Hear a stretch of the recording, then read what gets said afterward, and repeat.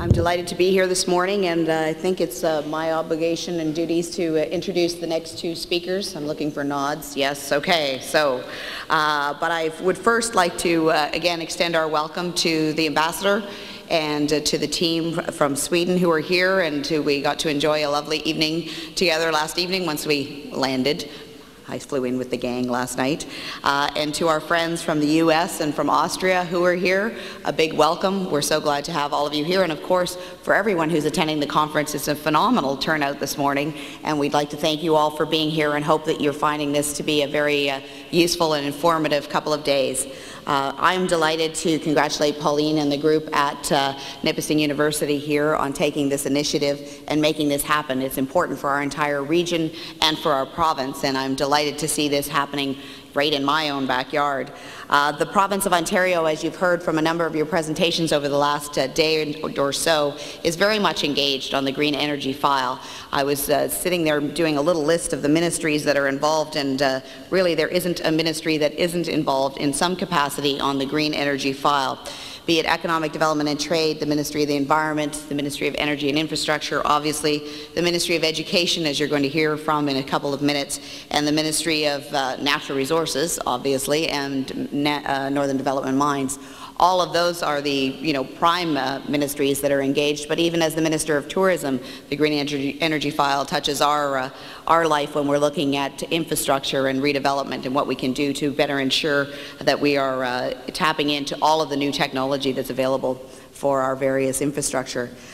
Today, I was glad that Jay was running a little bit late, actually, because it allows me now to not break any rules and to be able to announce that today the provincial government is launching the proposed growth plan for Northern Ontario.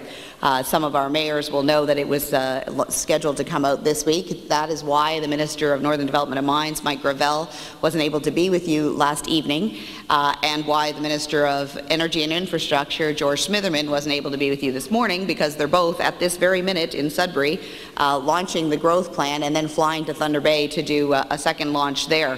So they send their regrets, and if anybody sees Mike Bullard, you can tell him why Mike Gravel wasn't there last night after he gave him so much grief.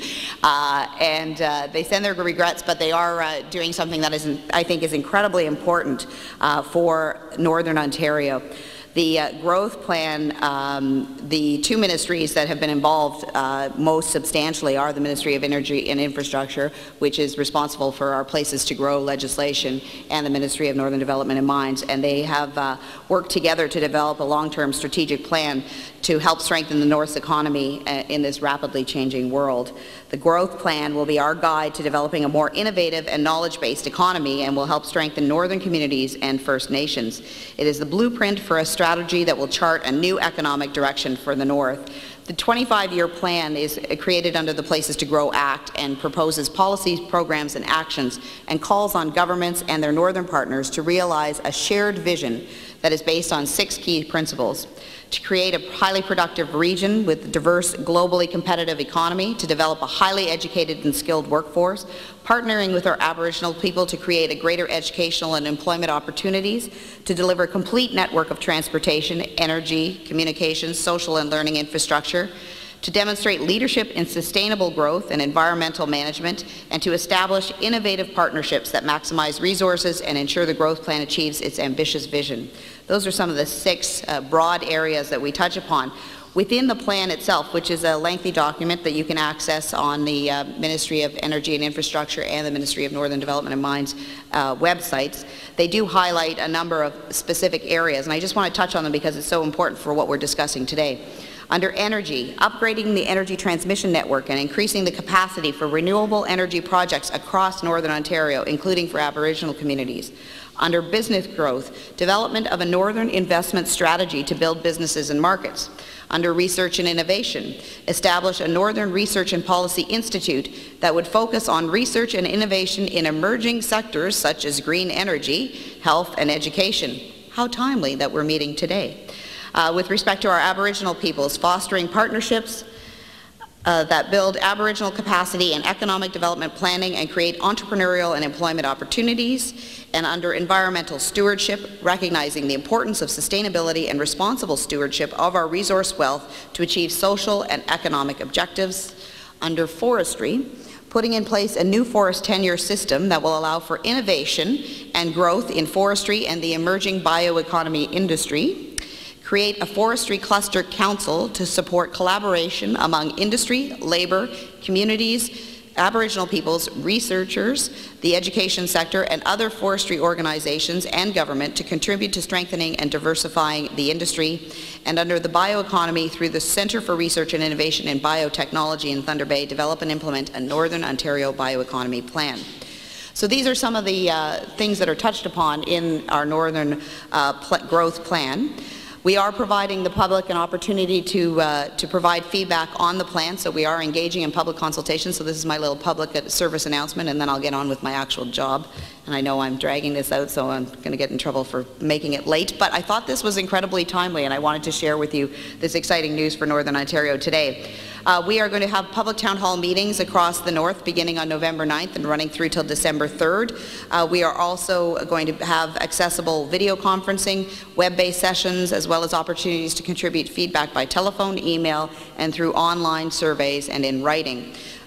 Those of you who are really keen and want to check it out, it's under placestogrowca, and you want to look for the tab Get Involved. That'll allow you to provide your feedback.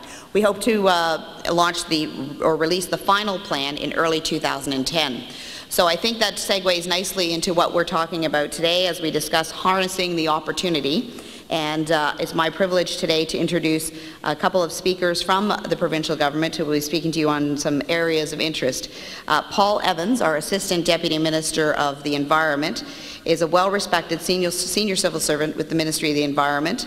In his first year with the ministry, Paul successfully led the development of the new Renewable Energy Approval, or REA, process in support of the Green Energy Act.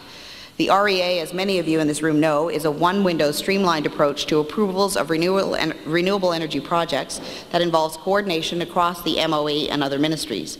This new regulation demonstrates how the ministry is collaborating across jurisdictions and modernizing its approach to approvals.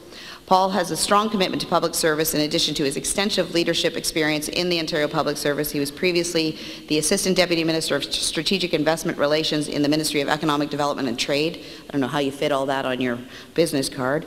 He also served as the ADM of Infrastructure Policy and Planning for the former Ministry of Public Infrastructure Renewal, now the Ministry of Energy and Infrastructure, and he's worked at the Ministry of Transportation, Cabinet Office, the Ministry of Finance, and Management Board. So he brings a breadth of knowledge to his role at the Ministry of the Energy or Environment, and we're delighted to have him with us here today. So I will call to the stage.